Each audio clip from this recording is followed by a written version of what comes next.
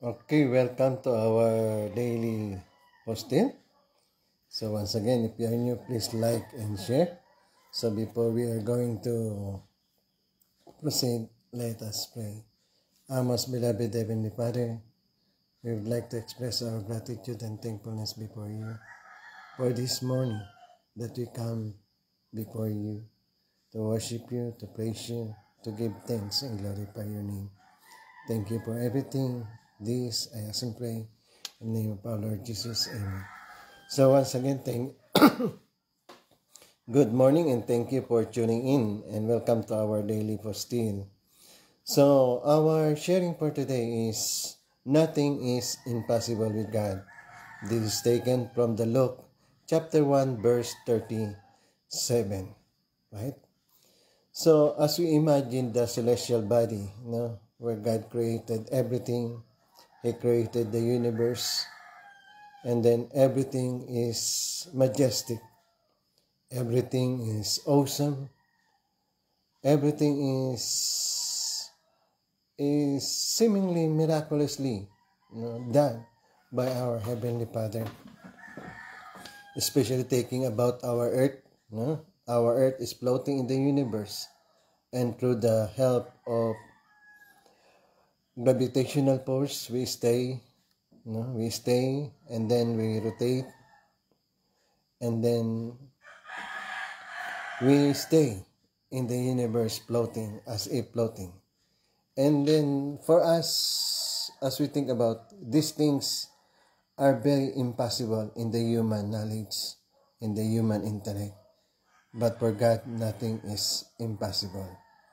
So the same thing with the ideal of God, with the will of God, with the purpose of God, nothing is impossible. So, what we like, individually we are going to be saved, selectively we are going to be saved, or we are looking forward that everybody will be saved. Everybody will come to Heavenly Father. Everybody will repent. Or we just content that I will be saved. No? I will be the one to be saved. I will be the one to go to heaven. Is this so? So for this, that is something I should share that is very selfish, right? Very, very, very selfish when we think about that. I want to be saved. I will be saved. I must be the one to be saved. And then sometimes we judge other people. We judge other group just because we are thinking that we are the one to be saved. But from God's perspective, everybody should be saved. You have to remember this, the parable of the prodigal son. The parable of the prodigal son, he left behind the 99 and looked for the other one. That means he completed the 100. No, the 100 sheep he completed. He looked for the lost sheep, leaving the 99. So what is the message of this to our Heavenly Father? Our Heavenly Father is looking forward that everybody should be saved. Not only selectively. Of course, there is always option for God to do things. If we repent, we will be saved. If Adam and Eve obey God, they will not die. So there are two options, obedience and disobedience. If we obey God's will, God's purpose will advance. If we disobey, God's purpose will defer, and God would look for another time, another person to carry out the mission.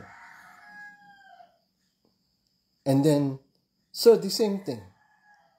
For all of us to be saved, for the family of Noah to be saved is they have to come to the Noah's Ark.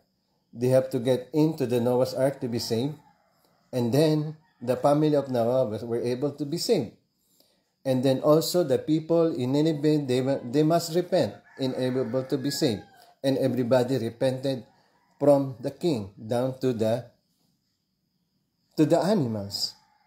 So similarly, if we are all repented and build the kingdom of heaven, then all of us will be saved. So that means we need to help God. We need to help God, that God will not come to the point that He will be selective. Of course, that is prerogative of God, but we can help God. We can say to God, Heavenly Father, just like Abraham bargained to God, if I'm going to look for 10 people, what will you do? And God said, I will not destroy. So the same thing. If we can say to God, Heavenly Father, if we can build the kingdom of heaven, who will be saved? And naturally, God will say, all of you will be saved. All of us will be saved if we can prepare this word for the second coming of Christ. And then, the best way to prepare for the coming of Christ is to build the kingdom of heaven. So the kingdom of heaven is not impossibility. No? So that means before the judgment day, before the selection process of God, no, let us move on to carry out the task. Let us fulfill our portion responsibility to build the kingdom of heaven on earth. And then once we could build the kingdom of heaven, it is not only you, it is not only me, it is not a selective process of salvation, but rather all of us will be saved because we were able to build the kingdom of heaven.